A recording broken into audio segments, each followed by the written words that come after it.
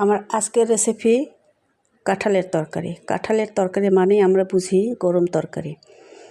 গরম এই রেসিপিটা ট্রাই করতে হলে গরমকালেই করতে হবে, কারণ কাঁচা কাঁঠাল সারা বছর পাওয়া যায় না। আর আমরা যারা ফ্রোজেন করে রাখি তাদের কথা আলাদা। ভিউয়ার্স, আমি রেনিস কিচেন থেকে বলছি। আসসালামু আলাইকুম। চলুন আপনাদের সাথে শেয়ার করি কাঁচা কাঁঠালের দিয়ে খাসির মাংসের এই রেসিপিটা। সহজ এবং মজাদার একটা রেসিপি। তো প্রথমে আমি রান্নার জন্য প্যানে পরিমাণ মতো তেল দিয়ে নিলাম, আর পরিমাণ মতো পেঁয়াজ কুচি সামান্য একটু ভেজে নেব। মিনিট 2 ভেজে একটু সফট করে নেব। আর এই পর্যায়ে অ্যাড করব 8-10টা কাঁচামরিচ মাঝখান থেকে কেটে দুটো করে নিয়েছি। আর মশলা অ্যাড করার আগে সামান্য পানি দিলাম। মশলাটা অ্যাড করব এখন।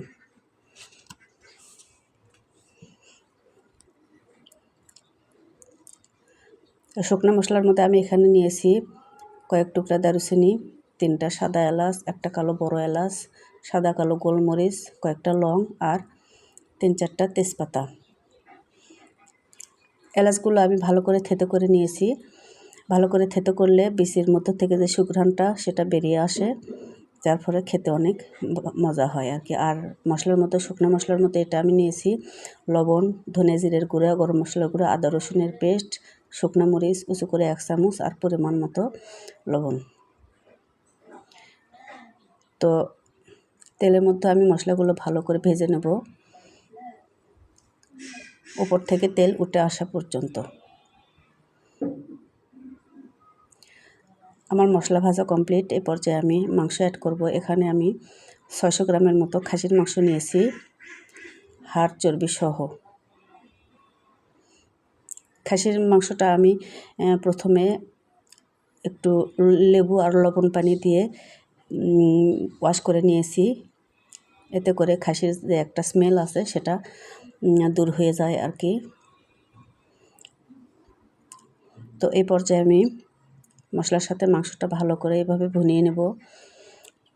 এই কাজটা একটু সময় নিয়ে করতে হবে। মশলা থেকে মিডিয়াম হিটে এই কাজটা করলে মশলা থেকে অনেক পরিমাণ পানি বের হয়ে আসে। তো মশলা থেকে বের হয়ে আসা পানি শুকানো পর্যন্ত আমি ওয়েট করব। এভাবে ভেজে ভেজে নেব। এবার আমি পানি অ্যাড করব। এখানে আমি গরম পানি ইউজ করছি।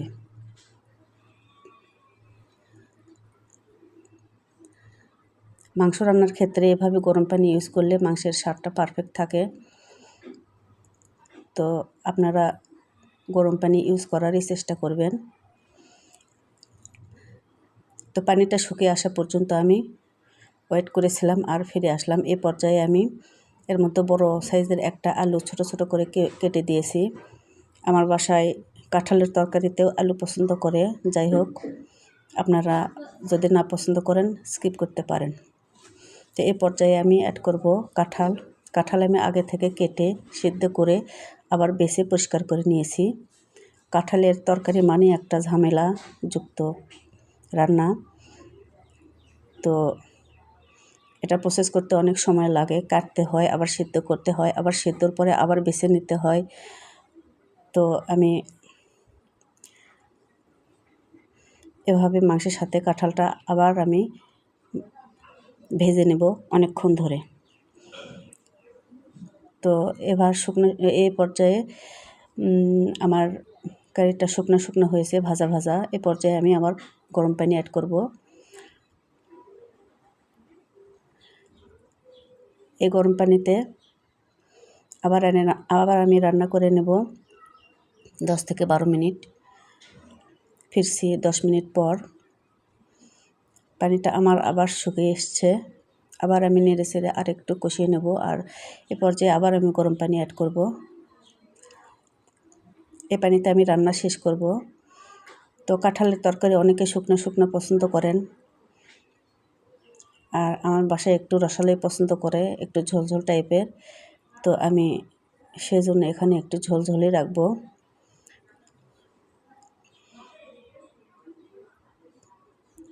তো এ পর্যায়ে আমি আবার একটু পানি দিলাম। আমার কাছে পানিটা কম মনে হয়েছিল। তো এই পানিতে আমি রান্নাটা শেষ করব। আর একটু ঝোলটা পরিমাণ মতো আসা পর্যন্ত অপেক্ষা করব।